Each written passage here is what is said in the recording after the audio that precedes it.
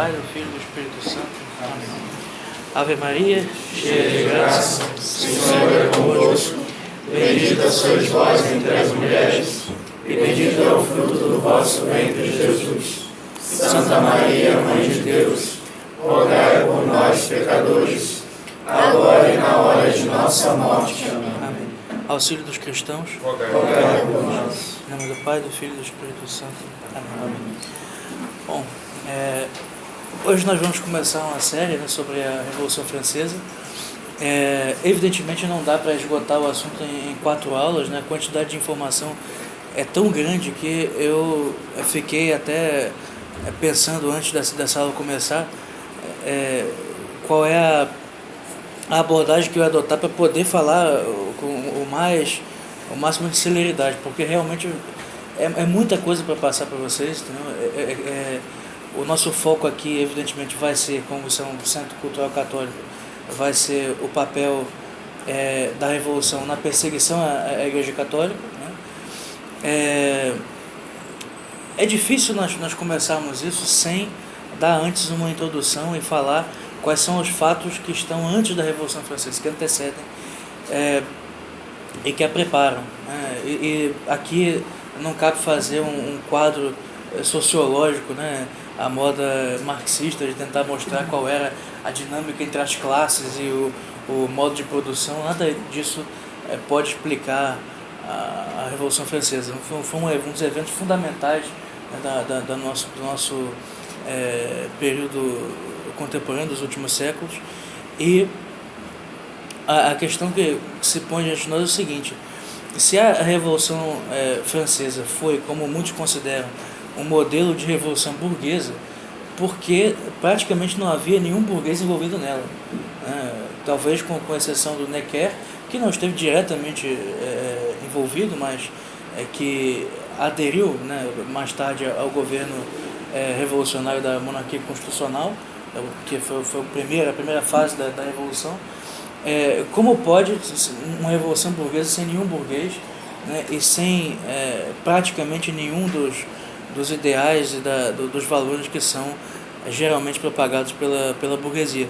Então, realmente não é uma revolução burguesa. O alvo fundamental da revolução, como nós vamos ver aqui, principalmente na segunda e na terceira aula, foi principalmente a Igreja Católica e não a monarquia, né? A monarquia poderia ter sobrevivido se ela, por exemplo, se a Constituição Civil do Clero, que foi decretada em 1790, fosse aceita por Luís XVI, certamente ele teria permanecido no poder. Então, o desejo de derrubá-lo, né, e a radicalização da Revolução foi uma consequência dele querer apoiar a Igreja Católica. Então, a gente pode ver que a quantidade de informações e de interpretações de baixíssima qualidade, também de grandes tratados, grandes textos que se fizeram a respeito da Revolução são muito grandes. E para a gente lidar com essa massa de informações, é realmente difícil fazer isso só em 4 aulas, né? Então eu peço a paciência de vocês. Antes de tudo, eu preciso falar um pouco sobre o contexto imediatamente anterior à Revolução, né, que é o contexto social, político da França, da monarquia de Versalhes, né, da monarquia dos Bourbons. O regime, a dinastia de Bourbon, ela sobe ao poder com Henrique IV em 1589. Henrique IV anteriormente era rei de Navarra, né, de um estado, um dos estados que formaram a Espanha, né, e que continuava independente. Navarra, uma parte de Navarra foi anexada ao reino da Espanha no final do século XV, e a outra parte permaneceu e só foi perder a sua independência da Navarra francesa no momento em que Henrique IV, já casado com a Marguerite de Valois, que é a famosa Rainha Margot, vai se tornar rei da França, abjurando da religião calvinista, do calvinismo, para se tornar rei. Mas antes disso nós precisamos falar qual era o contexto em que tudo isso acontece, né? Nós estamos no final do século XVI, no meio das guerras de religião, e alguns anos depois do famoso massacre de São Bartolomeu, né, de 1572. Então, evidentemente, existia ali não era uma rivalidade, um confronto de discursos como é o que existe hoje, mas realmente as coisas estavam se resolvendo no campo da guerra, né? Então, aos poucos, né, foi surgindo um consenso, tanto pela impossibilidade de um Estado, né, uma confissão religiosa destruir completamente a outra, né? Você vê que durante as guerras de religião não existiu, principalmente isso mais tarde, na Guerra dos 30 Anos, vai aparecer de forma mais clara, mas já no final do século XVI já aparecia a tendência de tentar apaziguar os ânimos, mudando um pouco de discurso principal que aparecia para o público, né? É isso que começou a aparecer a partir do final do século XVI. Nós tínhamos um discurso que era eminentemente teológico, né? Por mais que existissem já várias escolas filosóficas no final do século XVI, o embate teológico era o principal, com o confronto de discursos teológicos. E uma tese que é um livro muito interessante, né, foi o único que eu pude trazer aqui para vocês, que é o Iluminismo Radical, vou até mostrar aqui, do Jonathan Israel. É um historiador britânico, discípulo do Paul Azar, né, que escreveu a Crise da Consciência Europeia.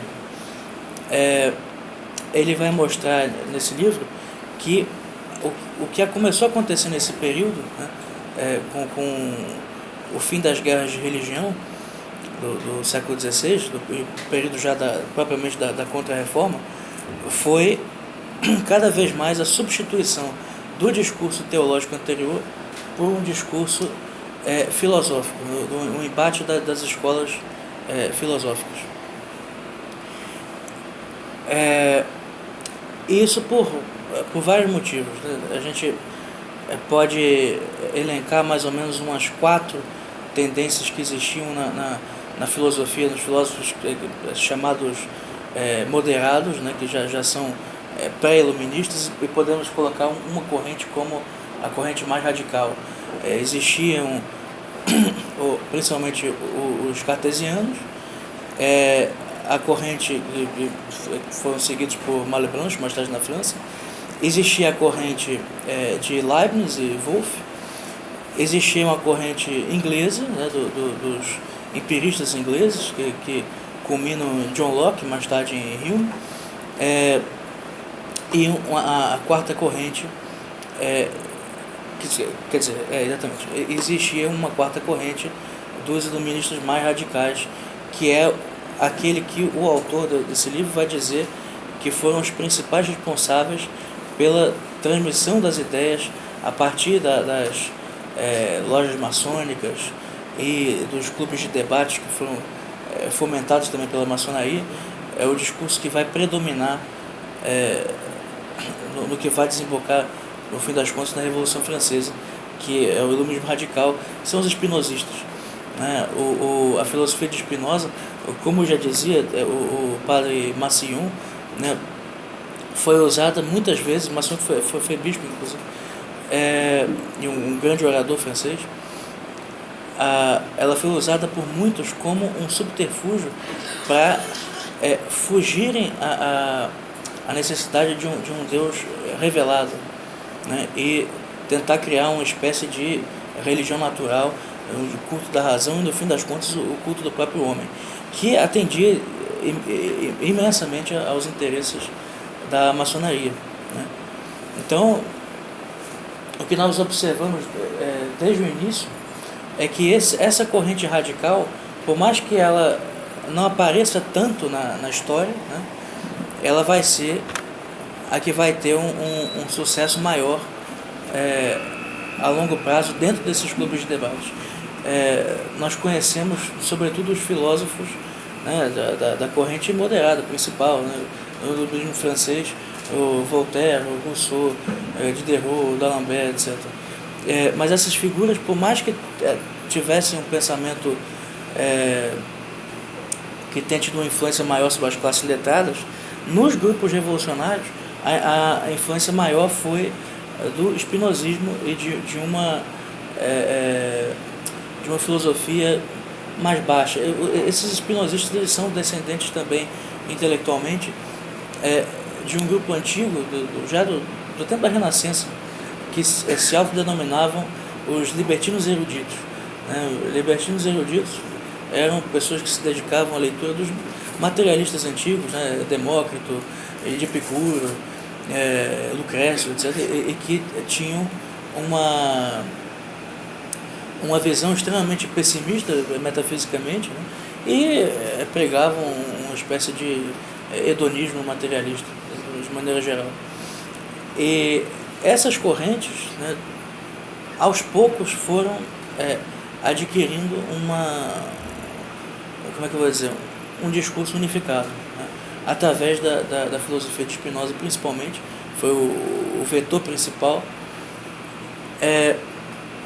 E isso foi dado no que o autor chama aqui de iluminismo radical.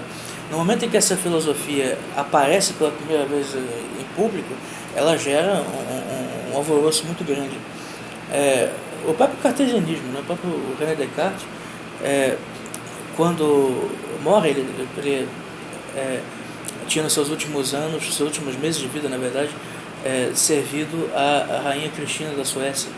Ele foi chamado para dar aulas de filosofia para ela, e também, em parte por causa do clima sueco, ele acabou pegando uma pneumonia e morrendo poucos meses depois de chegar lá.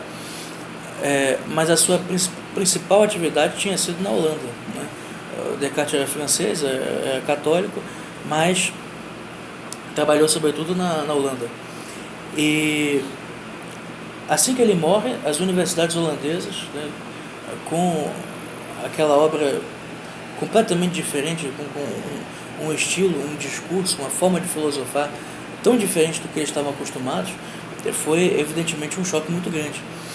E surgem, porque geralmente as pessoas estão acostumadas a imaginar que no meio protestante o discurso escolástico, o discurso aristotélico não era muito usado, ele tinha sido abandonado por causa da identidade meio agostiniana de Lutero, e em detrimento de uma teologia tomista.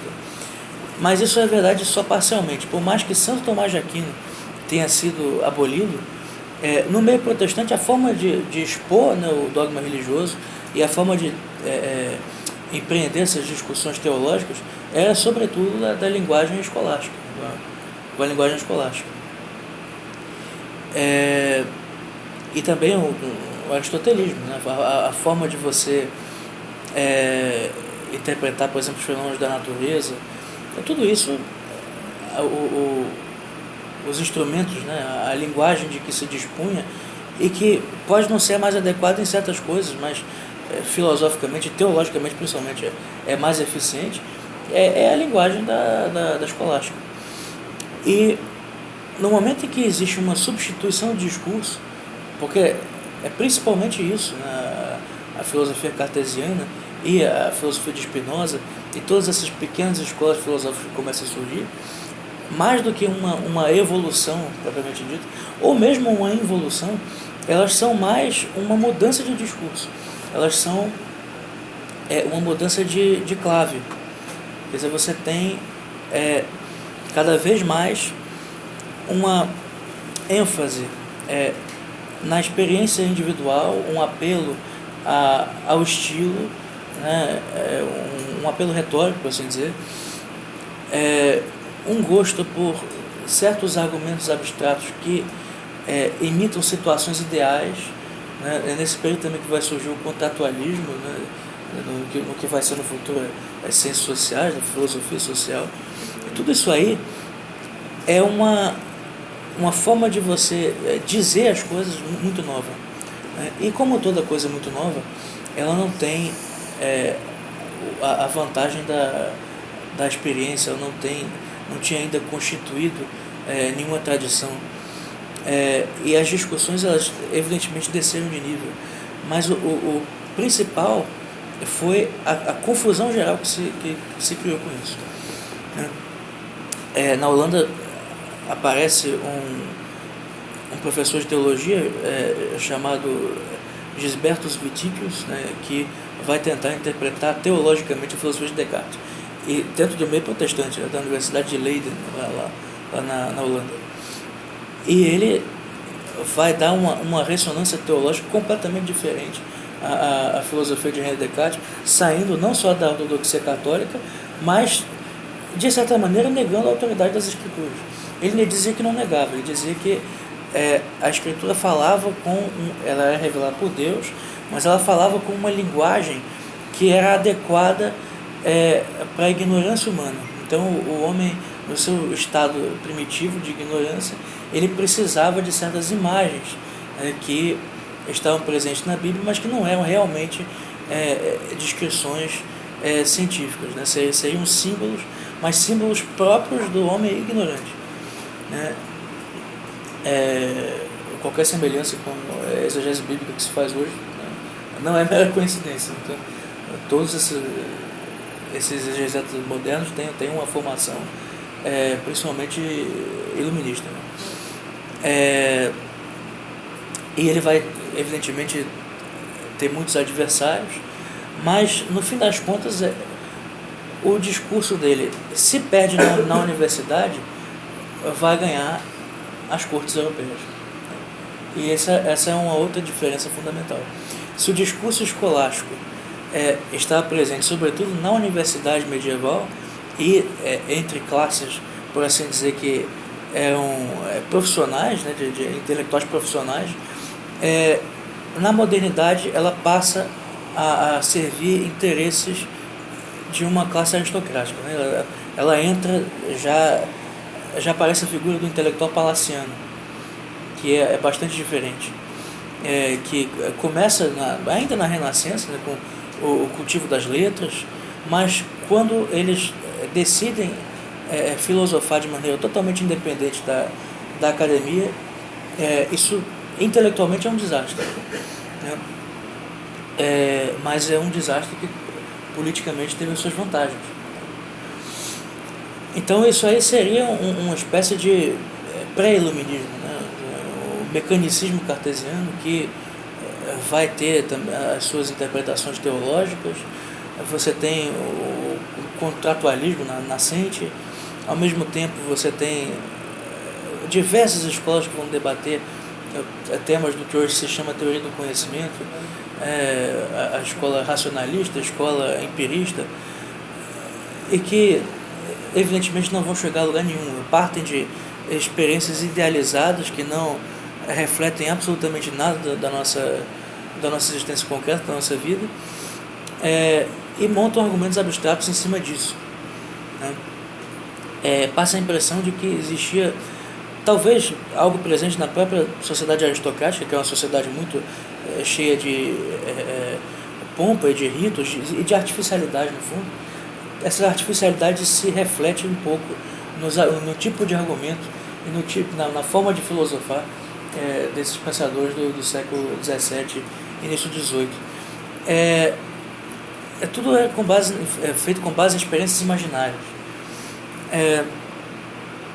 Ao mesmo tempo, esse contexto intelectual aí do iluminismo nascente, ele encontra, né, já que o debate filosófico passou a ser, como eu disse antes, o centro da sociedade, né, e o confronto, o embate teológico, que antes era mais importante, adquire uma função de segundo plano. Isso vai corresponder no plano político à acomodação geral, né, entre católicos e protestantes, que vai criar, evidentemente, um certo indiferentismo religioso. A primeira manifestação disso, né, bastante clara, está na conversão de fachada de Henrique IV para ser rei da França, né? Ele chegou a dizer uma frase que ficou célebre a respeito disso, né? Diga mais alto. Paris vale bem uma missa. Então, quer dizer, Paris vale bem uma missa. Quer dizer, olha, só para trocar de missa, né, Paris vale isso. Quer dizer, Paris é mais importante. Então, isso mostra bem como é que a forma de raciocinar, né, dos aristocratas é muito diferente. Também se mostra de maneira bastante clara no momento posterior, quando Richelieu, que vai ser o presidente do Conselho de Ministros, né, do Luís XIII, que é filho de Henrique IV, vai entrar na Guerra dos 30 Anos ao lado dos protestantes, né, para defender o interesse nacional francês, porque ele percebia que a França estava cercada de estados pertencentes aos Habsburgos, né.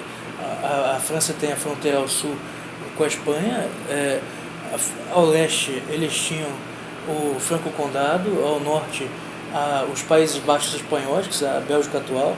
Eles estavam cercados de terras pertencentes aos Habsburgos, então é interessante para nós entrar do lado protestante. Ele tentou não fazer isso de maneira explícita no começo, era tudo na base das propinas e de enviar armas, enviar suprimentos, etc. Mas no momento em que eles começavam a perder, ele entrou na guerra do lado dos protestantes, né, o que foi um choque muito grande, mas que mostra como aquilo que ficou famoso, né, a expressão raison d'état, a razão de Estado, parece que era algo que estava acima de qualquer consideração religiosa, e passou a ser algo absolutizado. No momento posterior a isso, quando chegam mais propriamente claro, a dinastia de Bourbon ela começa com Henrique IV, mas aquilo que se chama o sistema de Versalhes, né, só poderia passar a funcionar quando Versalhes estivesse construído, né. Isso acontece com Luís XIV. Luís XIV, quando chega ao trono, ele já, ainda criança, ele se depara com um desafio muito grande, que foi a Revolta da Fronda. A Revolta da Fronda foi uma revolta muito complexa, né, que envolveu o cardeal Mazarin, que era, além do seu tutor, né, do jovem Luís XIV, também o presidente do Conselho de Ministros, quer dizer, o cardeal que sucedeu Richelieu no poder. Quando Richelieu morre, Luís XIII já está muito doente. Ele governa uns 6 meses sozinho e morre depois também. Então, Luís XIV é coroado com 5 anos de idade. A sua mãe é nomeada como regente, Ana da Áustria, e ele vai se tornar, o cardeal Mazarin, o presidente do Conselho de Ministros e quem governa de fato. Evidentemente, uma guerra que dura 30 anos, né, tinha acabado com as finanças na França. A população passava fome, né, milhares de mortos, situação catastrófica. E ele teve que aumentar muitos impostos para poder conter, né, a situação e equilibrar as contas do Estado, né. E esse aumento de impostos, para uma população que já passava fome, já está numa situação terrível, pareceu inaceitável, e muitos aristocratas, né, muitos senhores de terra locais se aproveitaram dessa situação para criar uma divisão, né. Paris se rebelou isso em janeiro de 1849, né, sob a liderança do arcebispo, o bispo auxiliar de Paris, o futuro cardeal de Retz. Ele vai liderar de forma oculta, né? Ele não aparece como líder explícito, mas liderar uma rebelião contra o governo em Paris. O rei tem que se retirar, foge de Paris a Saint-Germain, que é perto de uma cidade vizinha. Fugindo de Paris, ele espera o auxílio do seu primo, o príncipe de Condé, que a Guerra dos 30 Anos já tinha acabado, mas a França continuava em conflito com a Espanha. Esse conflito vai permanecer até 58. Então, na verdade, não foram 30 anos, foram 40 anos de guerra que a França teve.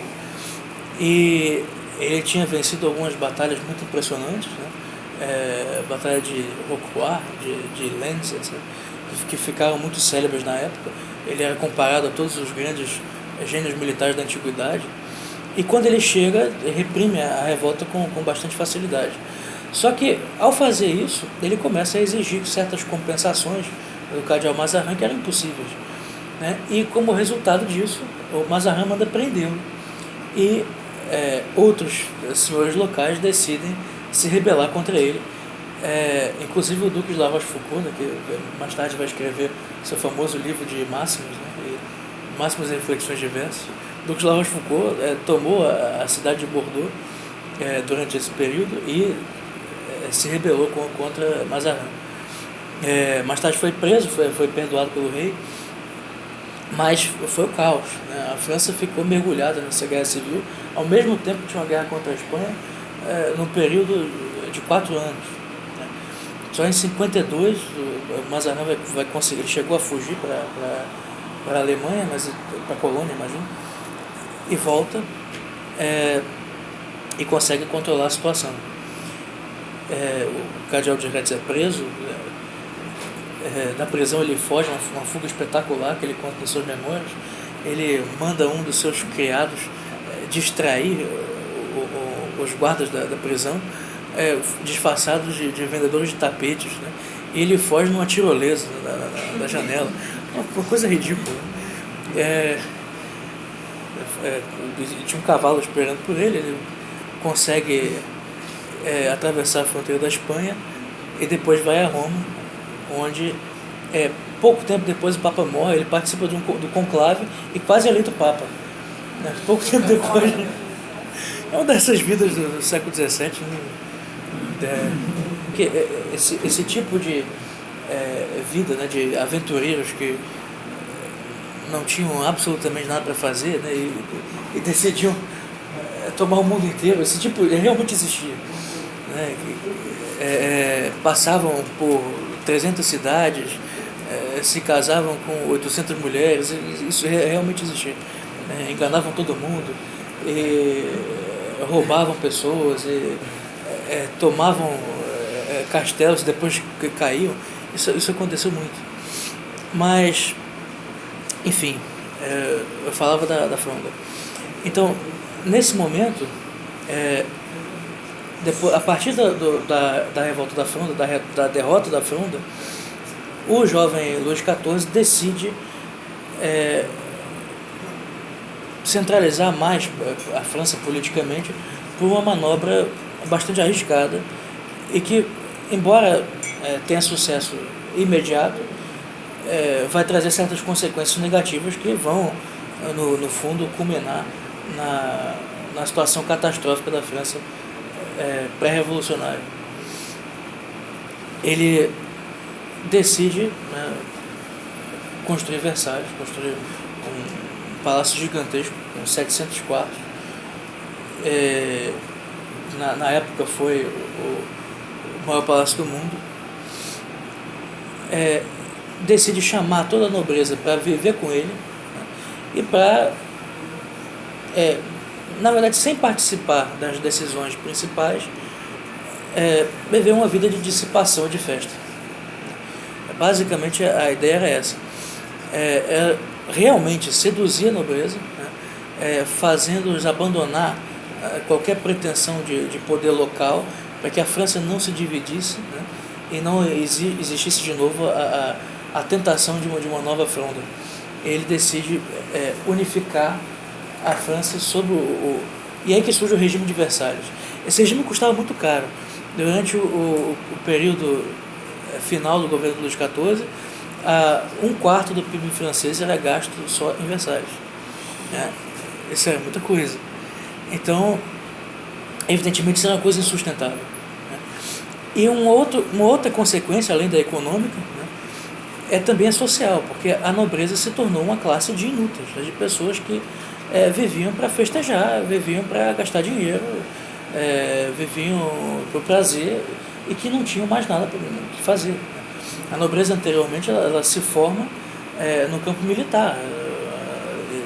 Eles sempre tiveram uma função, né, que não era só a função que eles passaram a exercer no século XVIII, de comandar exércitos, né, mas a função realmente de defender a população das ameaças, isso no início da Idade Média, ameaças dos bárbaros.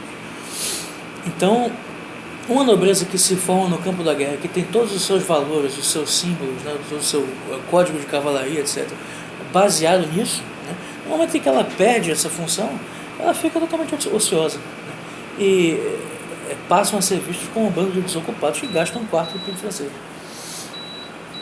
Então, evidentemente, o regime de Versalhes ele tinha um prazo de validade.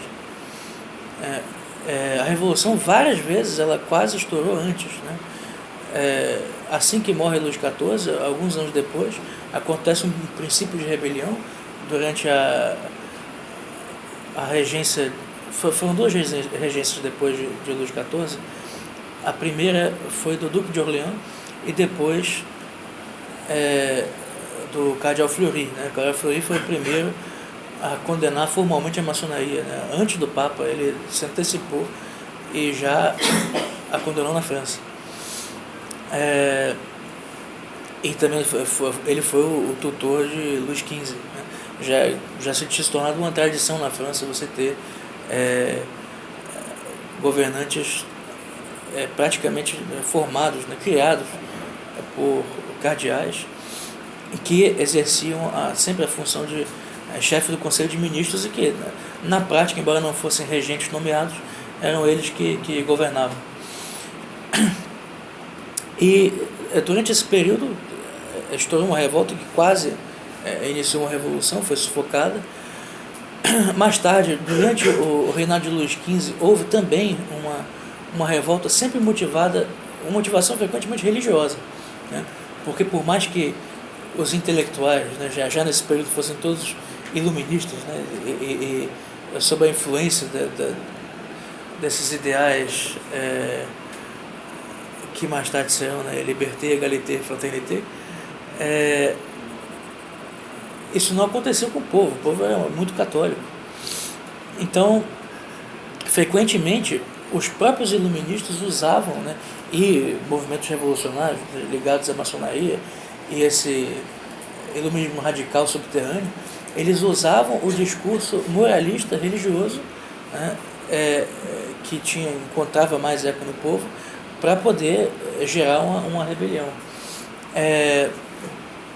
Em 1754, o rei Luís XV sofre um atentado, né, esfaqueado dentro de Versalhes por um homem que tinha já trabalhado no palácio, por ele ter descoberto que Luís XV tinha mandado capturar uma das suas filhas para servir-lhe sexualmente.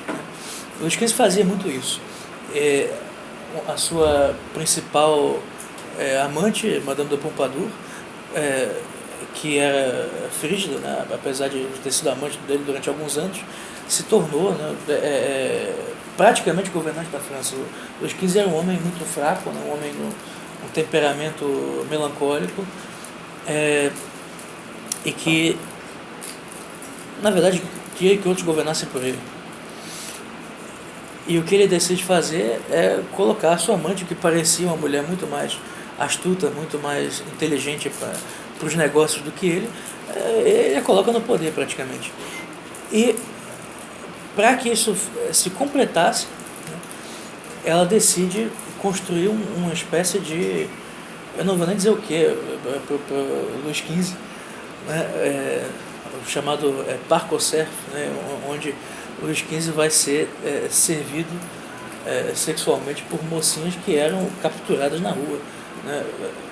E isso começa a se espalhar, tanto que ele vai morrer de varíola, né? A doença sexualmente transmissível.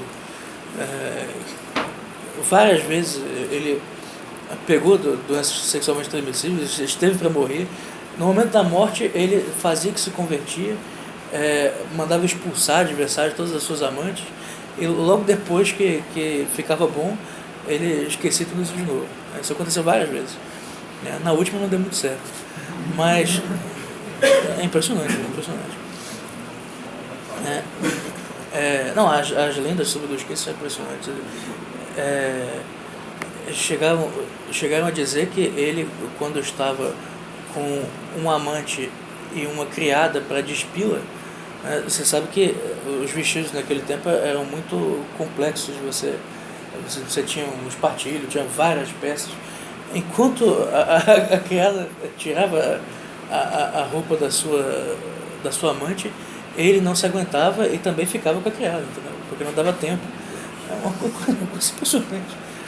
Quer dizer, com esse nível de devassidão, né, com essa fama também, essa lenda que passa a surgir, né, da depravação de Versalhes, não existia possibilidade de manter um regime com uma nobreza totalmente desocupada e perversa, assim.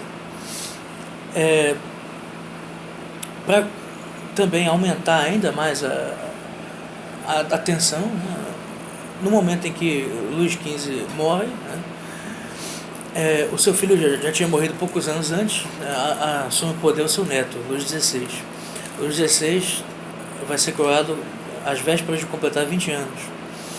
De um jovem inexperiente, menos dado a política do que o seu avô, totalmente incapaz, né? Um homem que, diferentemente do avô, tinha uma consciência católica, era um homem religioso, mas que não tinha a menor condição de exercer a função que ele exercia. Ele chama para ser o seu principal ministro o Turgot, que era um membro da chamada escola fisiocrata, né? Uma escola econômica que surge na França do século XVIII, que acreditava que as riquezas eram principalmente provenientes da terra e que, portanto, a economia agrícola deveria ser privilegiada, né? Abandonando o mercantilismo anterior e aumentando muito os preços dos produtos agrícolas. Isso vai piorar ainda mais a situação econômica da França. Turgot tinha sido colocado no poder também por influência dos iluministas. Ele mesmo era maçom, né, e tinha boas relações com Voltaire, com o velho Voltaire. Vão surgir 1 milhão de calúnias, né, e de histórias, como é que eu vou dizer, cruzadas a respeito dele, e ele é demitido 2 anos depois. Troca-se o ministro, os ministros são trocados o tempo todo, né? O ministro seguinte que adotou uma orientação mais conservadora, mercantilista propriamente dito, é o Calonne, de Calonne. Vai passar alguns anos, vai ser demitido também. Vai entrar finalmente o Necker, né, que um banqueiro suíço, que vai ter uma função também na Revolução mais tarde. Necker é demitido, pouco tempo depois, por pressão, é levado de novo ao governo. Um governo muito instável, que vai perder praticamente todas as colônias que a França tinha durante a Guerra dos 7 Anos. As colônias na Índia perdeu todas, né? Guerra que vai praticamente arruinar a França financeiramente. Mas se arruinou a Inglaterra, que na prática venceu a guerra. Essa guerra não houve rendição incondicional de parte nenhuma, mas a parte realmente vencedora foi a Inglaterra e a Prússia. Quer dizer, se a Inglaterra passou por uma crise econômica depois daquilo, imagina a França, né? Foi totalmente devastada economicamente. E nesse período, né, vai também surgir, também aproveitando, né, essa crise econômica inglesa, o movimento de independência dos Estados Unidos. Com a economia destroçada, o ministro da guerra, o francês, cujo nome me esqueci, decide fazer uma propaganda para que o rei declarasse guerra aos ingleses de novo, ajudando os revolucionários americanos. Porque isso traía uma vantagem diplomática para a França, poderia minar a Inglaterra no campo internacional e teria algumas vantagens no campo militar. Eles vão gastar mais dinheiro ainda com uma guerra que só tinha como função principal ajudar a agregar os maçons americanos e maçons franceses e exportar todos os ideais republicanos dos Estados Unidos para a França. Quer dizer, o governo não tinha mais como se sustentar dessa maneira. Para poder financiar a guerra, Necker, que é um banqueiro riquíssimo, né, ele mesmo faz empréstimos à coroa, empréstimos pessoais da sua fortuna. E você vê que isso era feito cada vez mais. A França se sustentava com base nos empréstimos, até o ponto em que, diante de algumas más colheitas, né, eles tiveram, a economia ainda era essencialmente agrícola, né? Em 1787 e 88 as colheitas foram péssimas na França e a fome se tornou generalizada e o rei decide tomar a decisão pior possível, de convocar a Assembleia dos Estados Gerais, que tinha sido convocada a última vez em 1614, para formar o conselho de ministros que mais tarde, poucos anos depois, seria chefiado por Richelieu, né, quando morre Henrique IV.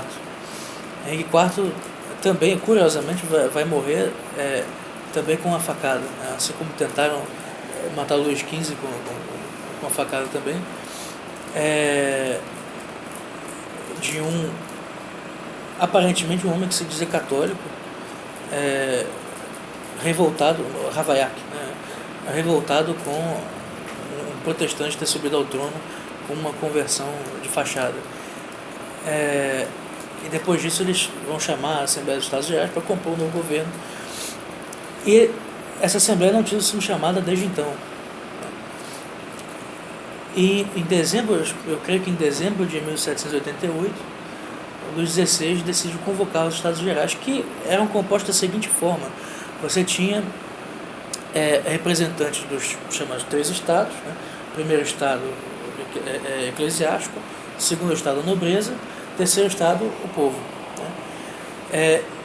Esses representantes eram eleitos por membros do próprio estado. Então ele fez eleições republicanas na França. Ele criou ali toda a atmosfera de fermentação de discursos revolucionários. Esses representantes, evidentemente, do terceiro estado, evidentemente não tinham nenhum comprometimento com o regime local. Quer dizer, cada vez mais o governo vai entrando numa situação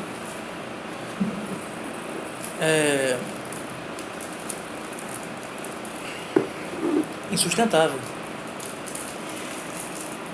A primeira sessão dos Estados Gerais vai ser em 5 de maio de 1789. Vou resumir para vocês quais são as etapas principais que eu vou percorrer aqui da Revolução Francesa. Ela tem principalmente 3 etapas, né? A primeira delas, você pode falar de uma quarta, porque eu também considero, e atualmente a maioria dos historiadores considera que Napoleão é um continuador da Revolução Francesa, porque tinha os mesmos propósitos e, na verdade, aprofundou, né, as reformas que foram feitas pela Revolução por um regime político diferente, mas, na verdade, tinha os mesmos objetivos. Então, além do governo de Napoleão, você tem principalmente um primeiro momento, que é a monarquia constitucional, né, o governo da Assembleia Nacional, em que você tem como principais figuras o Marquês de Lafayette, que vai ser o chefe da Guarda Nacional, o Mirabeau, que vai ser o deputado da Assembleia Nacional de maior destaque.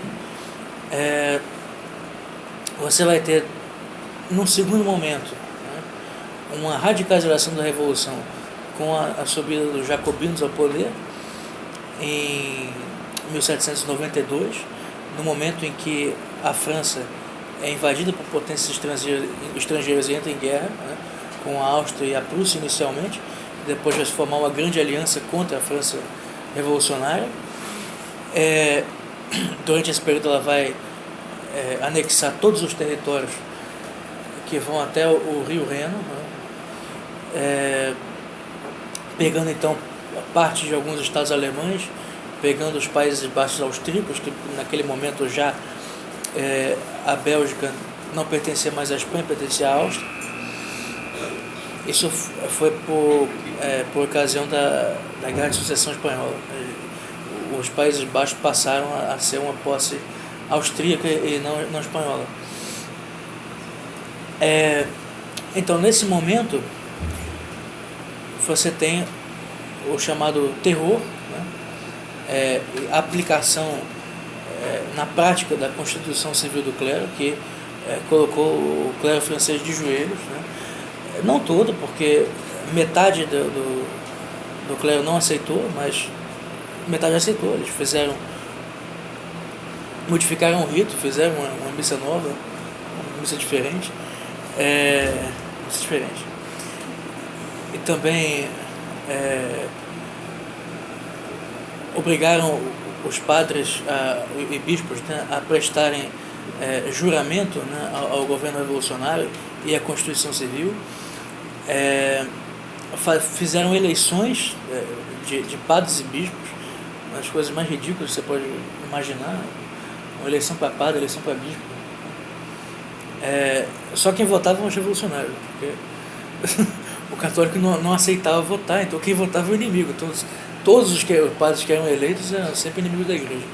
É nesse período também que vai haver o regime do terror, que é o máximo das execuções, né?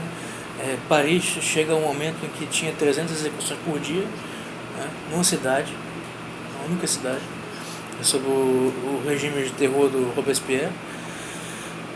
E é quando vão surgir essas figuras nefastas, né? Homens sem valor nenhum, totalmente ignorantes, assassinos, assim, do pior tipo mesmo, mas que vão assumir a posição de heróis, né?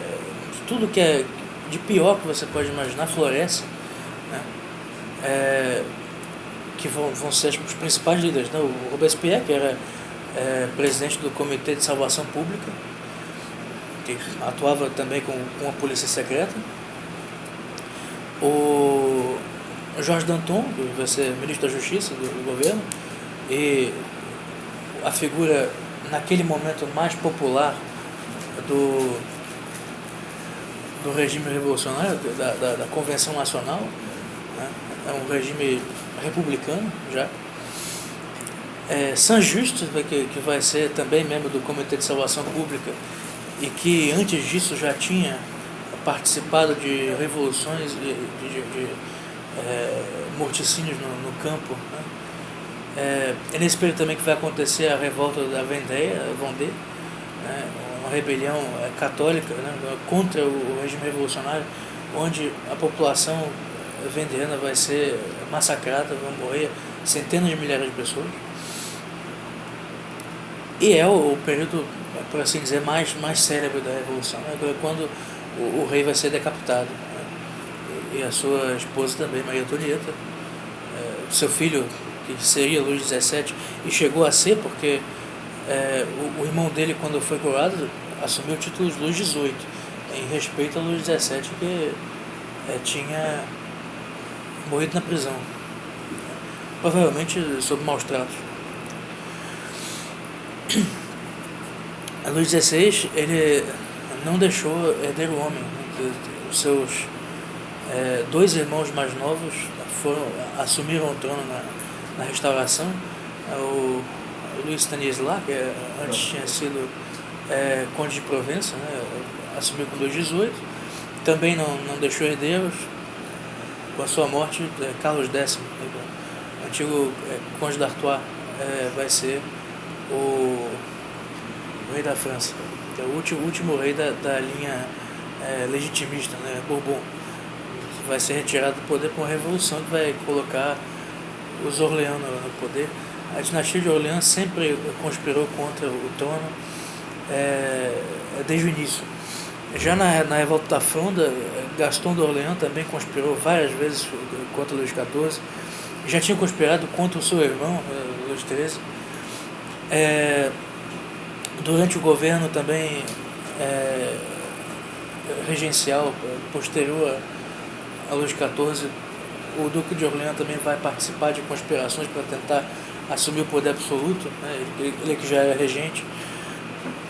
É uma dinastia que sempre esteve envolvida com golpes, e durante a Revolução vai ser o pior de todos, né? O chamado Philippe Égalité, né? Citoyen Égalité,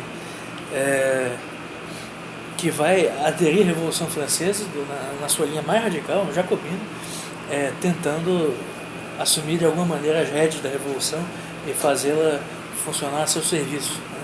Também não deu muito certo, foi decapitado.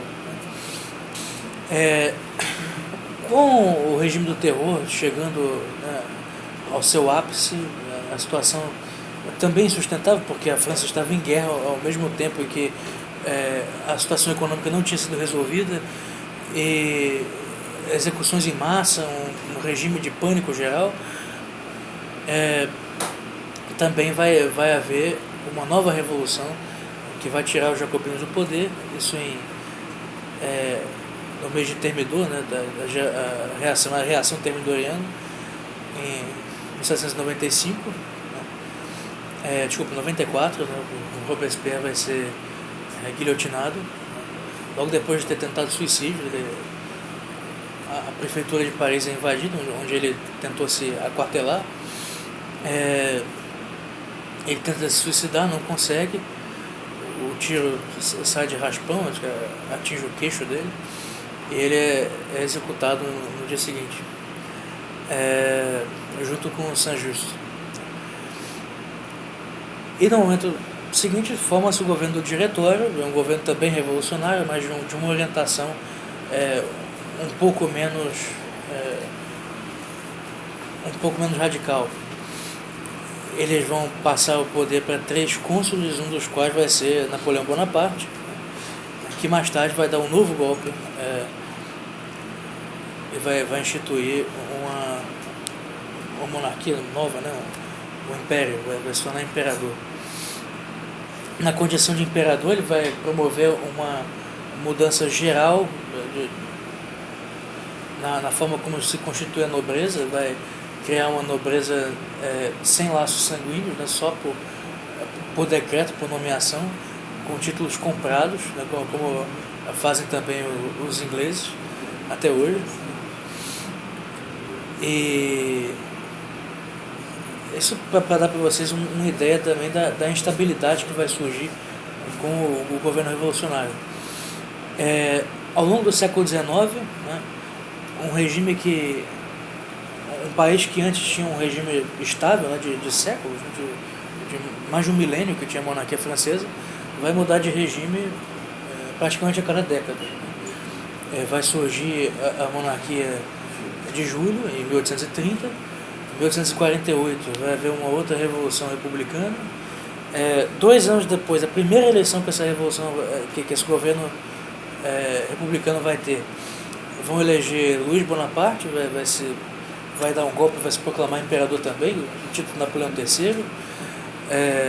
20 anos depois, 1870, depois de ser derrotado pelas tropas prussianas, né, Napoleão III cai, né, e surge o governo revolucionário da Comuna de Paris, que depois que é derrotado instaura uma terceira república. Quer dizer, não existe nenhuma estabilidade na França a partir da Revolução Francesa. A França se torna politicamente um circo. E aos poucos também, com essa instabilidade, com esses problemas também econômicos sucessivos, ela vai perdendo a sua função de potência no mundo, né? Reduzida a posição de uma potência de segunda classe, e hoje não é nem isso, né? A França não apita praticamente nada no cenário internacional. Então, nós vemos os resultados práticos da Revolução, tanto politicamente quanto militarmente também, economicamente. Perdeu toda a sua estabilidade, perdeu toda a sua preeminência. Culturalmente também passou por uma decadência progressiva, né? E também a crise da igreja, né? O declínio da fé católica na França é cada vez maior. Isso para vocês terem já um panorama geral, né, daquilo que a gente vai abordar mais detalhadamente em cada uma dessas aulas, né? Na próxima eu pretendo falar para vocês brevemente sobre a convocação da Assembleia dos Estados Gerais, né? A formação da monarquia constitucional, quais foram os principais eventos políticos, etc. Para formar também vocês, porque é importante nós nos atemos aos fatos o máximo possível. As generalizações sociológicas elas são muito ruins, né? Se você diz que houve uma revolta da burguesia contra a aristocracia, ou houve uma revolta do proletariado, isso não quer dizer absolutamente nada. Nós precisamos conhecer os fatos e a partir deles, né, elaborarmos alguma interpretação com maior ou menor poder de apreensão sobre a realidade. Mas, então, para nós começarmos já a preparar imediatamente a atmosfera que antecedia a convocação dos Estados Gerais, né? O que se passava na monarquia, no regime de Luís XVI. Você teve, como eu já disse, uma sucessão de ministérios que tentaram resolver os problemas econômicos da França sem nenhum sucesso. Você tinha uma rainha, Maria Antonieta, extremamente impopular, não só por ser austríaca, né? E também por ter amantes, né? Mas principalmente por gastar o dinheiro da França de maneira muito irresponsável e de fazer dívidas, né, no jogo e usar a coroa francesa para cobrir as dívidas dela. Então, cobrindo dívidas com o dinheiro do Estado.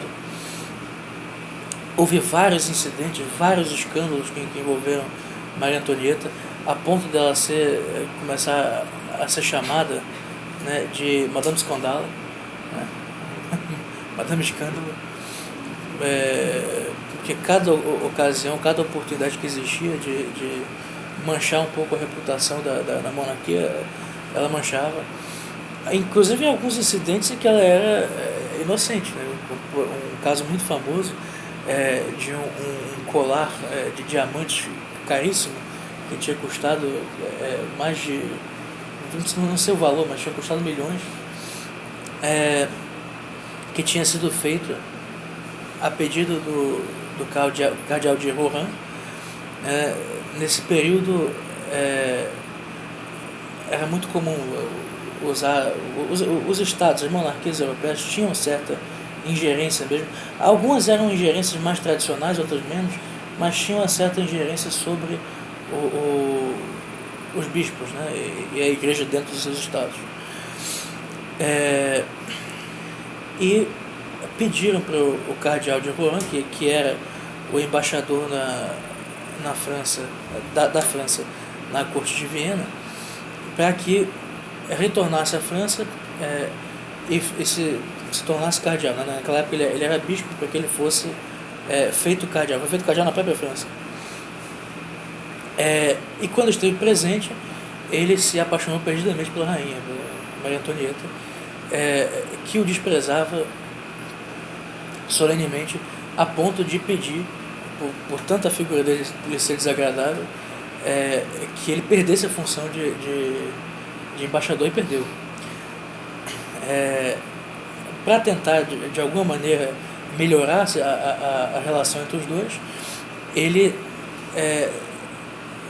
procura se comunicar com ela através de cartas. Essas cartas são interceptadas e usadas por uma condessa, cujo nome eu esqueci, Condessa de Lamotte, imagino, Condessa de Lamotte, para poder ganhar dinheiro. Ela interceptou essas cartas, fingiu ser a Maria Antonieta respondendo, né, e começou a pedir várias coisas para ele, né? Pedir presentes, pedir empréstimos, né?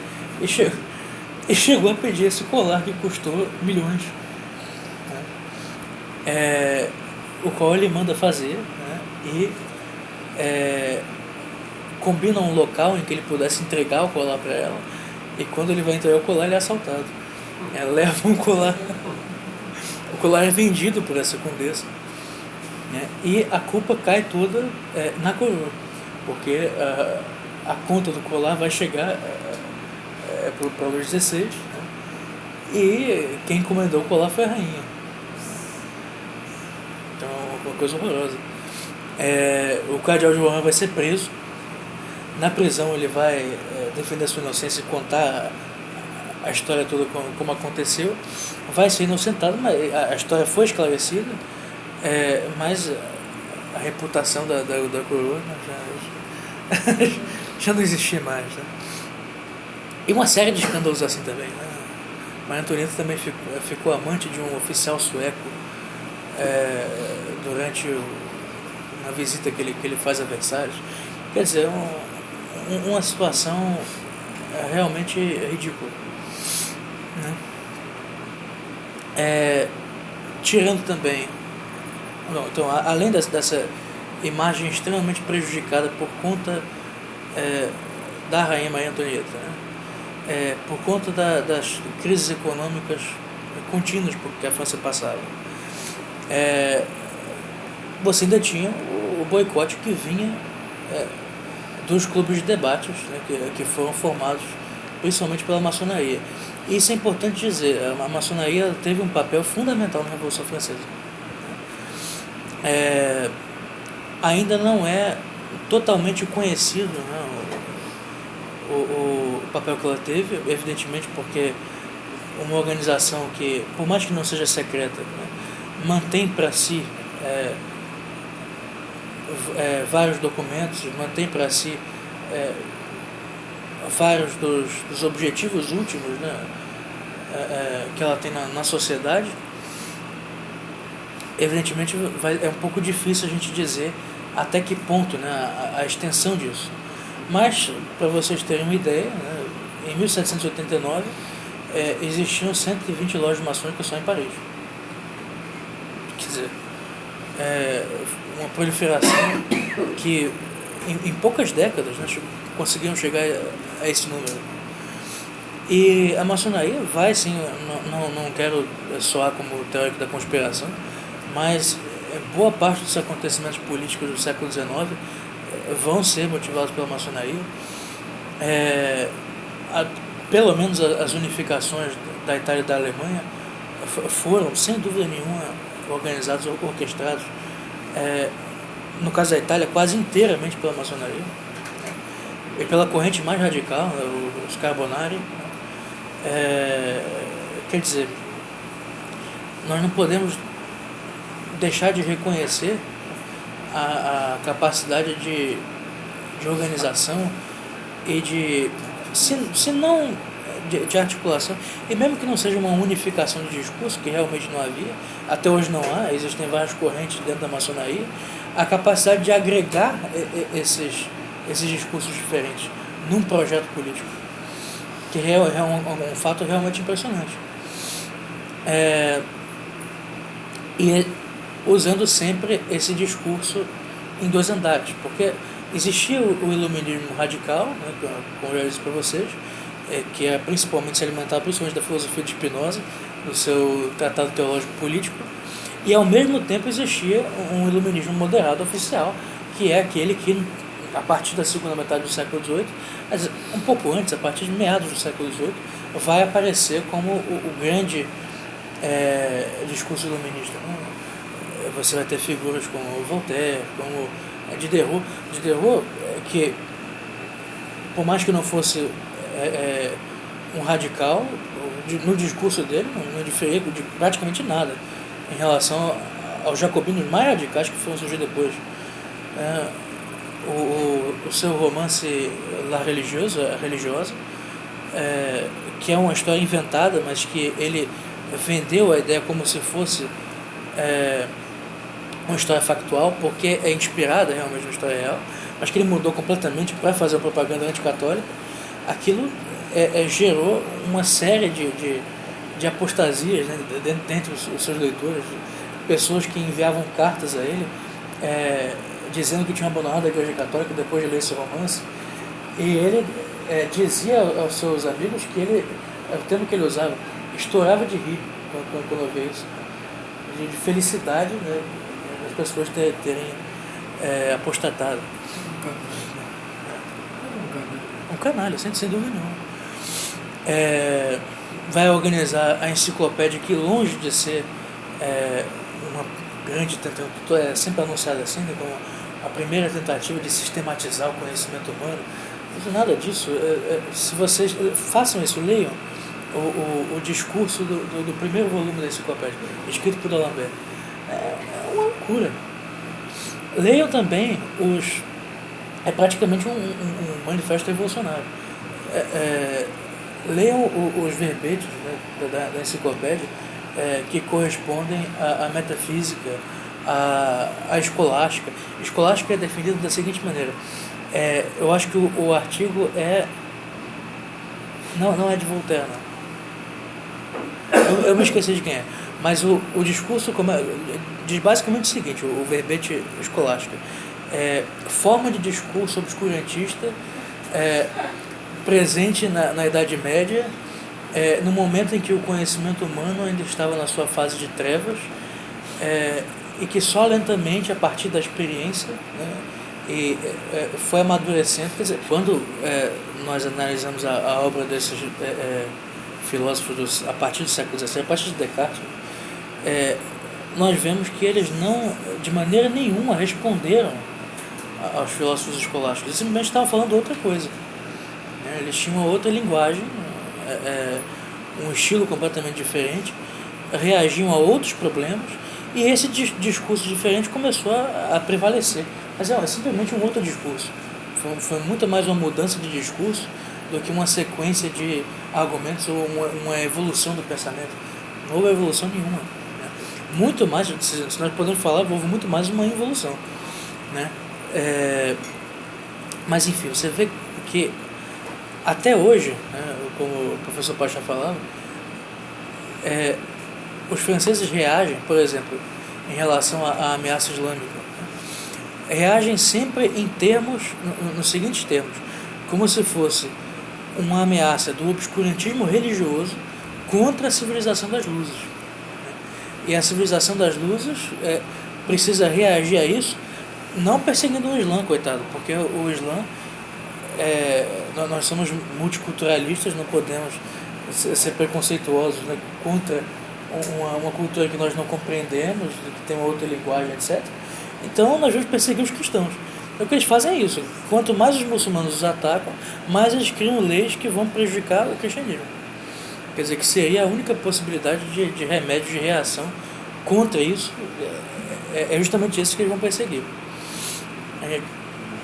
Isso mostra até que ponto a mentalidade iluminista continua ali presente e se tornou um valor nacional, porque por mais que a França tenha tantos séculos de idade, a França como nação, nós podemos dizer que existe pelo menos desde o rei Clovis, desde que o rei Clovis é batizado e torna a França uma espécie de braço armado da igreja. A partir desse momento você já tem uma identidade nacional francesa. A França é a filha mais velha da igreja, como ela sempre foi definida. Oi? Sim, exatamente. Nessa condição de filha primogênita da igreja é que a França vai encontrar a sua identidade durante mais de um milênio. Mas a partir do momento da Revolução Francesa, a Revolução aparece como um novo mito fundador. Então os franceses, eles, quando hoje vão pensar na sua origem, na sua identidade, a identidade é a Revolução Francesa, que é exatamente o contrário. Que aqui justamente lê o discurso dele. É o discurso introdutório da enciclopédia de Derrot e D'Alembert. Eu acho que o nome é discurso preliminar. Deixa eu colocar. Obrigado. Aliás, tem muitas coisas que vocês poderiam ler. Assim, existem inúmeras histórias da Revolução Francesa. Muitos seguem uma linha política bastante determinada, bastante explícita, mas ainda assim são livros bons. Por exemplo, existe o caso do Jules Michelet. Michelet foi um grande historiador, mas um homem que seguia assim, a linha revolucionária 100%. Ele chega inclusive a justificar alguns dos crimes de Robespierre. Diz que ele se excedeu um pouco, mas só um pouquinho. Mas Michelet escreveu uma história da Revolução Francesa de mais de 3.000 páginas. E é uma obra monumental. Você tem ali todos os personagens, pessoas que participaram, todos os acontecimentos. E ele nunca foi desonesto, né? Ao contrário do que é um hábito mais dos marxistas, né? Dos comunistas, que geralmente procuram adaptar os fatos à interpretação. Ele não esconde a interpretação que ele tem, né? Deixa bastante explícito, mas não nega os erros, os crimes da Revolução. Tenta justificá-los de uma maneira absurda, mas a própria justificativa é até um pouco ingênua, porque ele diz, aconteceu esse crime aqui, mas na verdade o crime era útil, foi assim mesmo. Entendeu? Reflexões sobre a Revolução na França, do Edmund Burke, meio pequeno, né? Mas também vale a pena vocês lerem. Acho que Carlyle também. Carlyle também. São muitos, né? Outros livros que vão abordar por temas, né? por temática. Livros que falam, por exemplo, sobre um estudo que é interessantíssimo, bastante recente, de um historiador chamado David Bell, americano, que se chama A Primeira Guerra Total. Ele vai analisar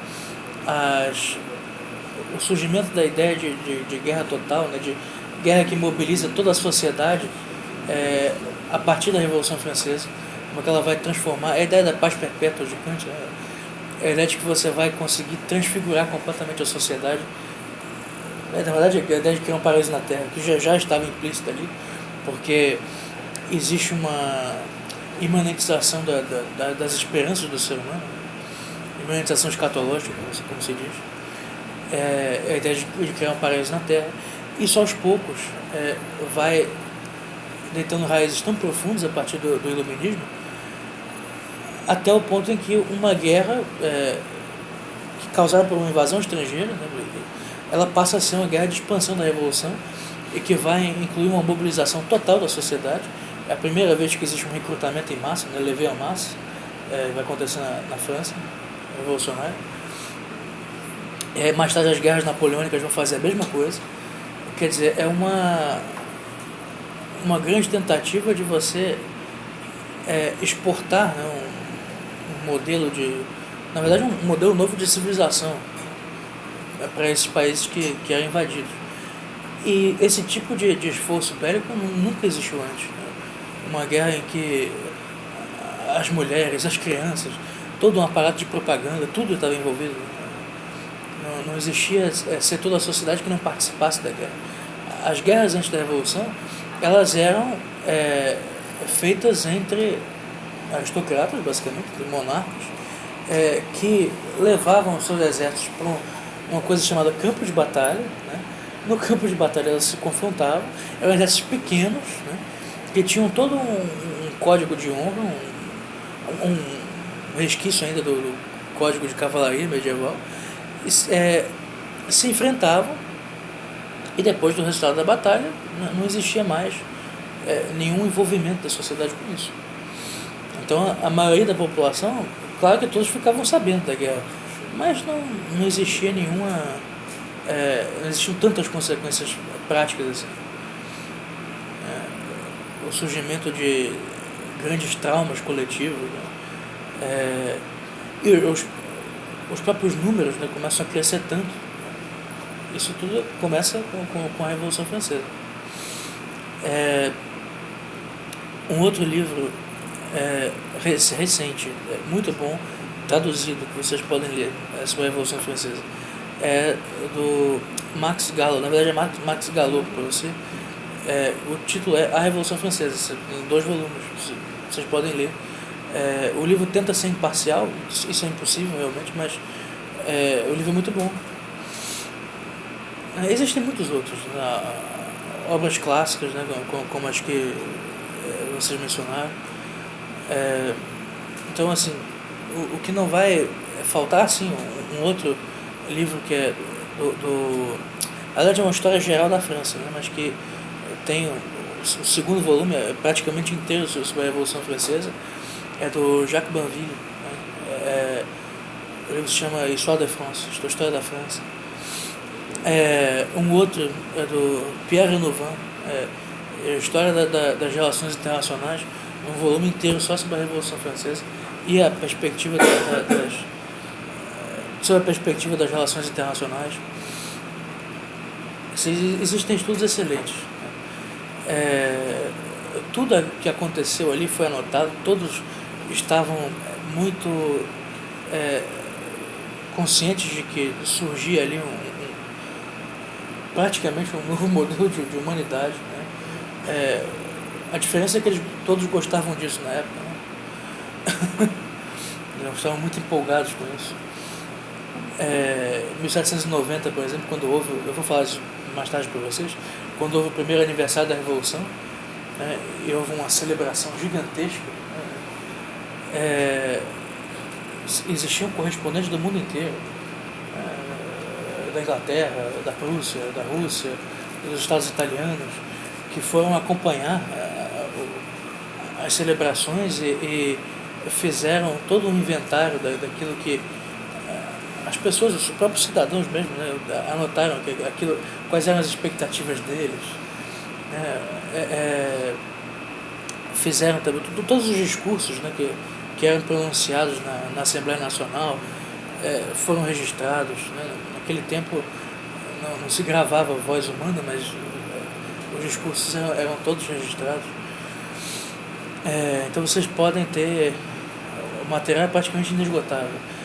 Para vocês falar, eu vou na próxima aula também falar um pouco mais sobre o iluminismo, mas para vocês conhecerem, eu recomendo muito esse livro aqui, o Iluminismo Radical, e as obras dos próprios filósofos iluministas mesmo, né? Esse volume aqui, na verdade, ele faz parte de uma trilogia, mas eu acredito que traduzido em português é só esse volume. Os outros ainda estão em inglês, eu nem sei se estão disponíveis, eu não tenho, só tenho esse aqui. Então, eu vou falar com vocês um pouco sobre essas diferentes etapas da Revolução Francesa, adotando sempre uma perspectiva católica, quer dizer, mostrando o que essas ideias na prática significavam, qual foi o papel da Revolução na perseguição à Igreja, né? Quais foram as consequências disso para a Igreja Católica também, e o que nós podemos tirar de lição com tudo isso aí. Outros livros que podem servir para vocês, mas aí eu realmente não sei se vocês vão encontrar isso traduzido, né? Mas livros de memórias, né? Em todos esses períodos, dos quais eu tentei falar brevemente aqui para vocês, de maneira muito resumida, eu peço desculpas, mas porque realmente não tenho tempo. Como é que eu ia falar desde a ascensão de Henrique IV até a Revolução? É impossível. É um período de exatamente 200 anos, de 1589 até 1789, é impossível. Mas nós temos também memórias como as memórias do Cardeal de Retz, que são excelentes, as memórias do próprio Duque de La Rochefoucauld, as memórias do Duque de Saint-Simon, no período, escreveu 8.000 páginas de memória, né, que ele viveu na corte de Versalhes entre 1690 e 1723. Só nesse período aí de 33 anos ele escreveu 8.000 páginas. Você tem ali todos os detalhes de como era a vida, inclusive privada das pessoas, porque todos sabiam, isso praticamente não existia ali. Era tanta fofoca que todo mundo sabia da vida de todo mundo. Então, leiam os livros de memórias. São testemunhos de pessoas que viveram aquele período. Leiam, procurem sempre histórias que abordem principalmente os fatos, né? Não leiam obras de historiador marxista que vai falar sobre as classes sociais, os interesses econômicos. Interesses econômicos eles não entendem nada, né? Se você, por exemplo, for ler, eu estava até conversando outro dia com o Marco Antônio sobre isso, falando do interesse econômico por trás das cruzadas. Como é que a primeira cruzada foi financiada principalmente por Godofredo de Bouillon? Godofredo de Bouillon vendeu todas as suas terras para financiar a primeira cruzada. Qual interesse econômico tem nisso? O cara ficou pobre. Quando chegou lá, ele foi coroado rei de Jerusalém, mas isso é só um detalhe. Mas também foi por pressão, ele não queria. São testemunhos de vida de homens moralmente superiores, né, a nós e principalmente a pessoas que tentam enxergar tudo sob o ponto de vista econômico, que enxergam o interesse do homem vulgar em tudo e não sabem, não conseguem entender o que é um grande herói, não conseguem entender o que é um santo, não conseguem entender o que é um grande filósofo mesmo, que seja.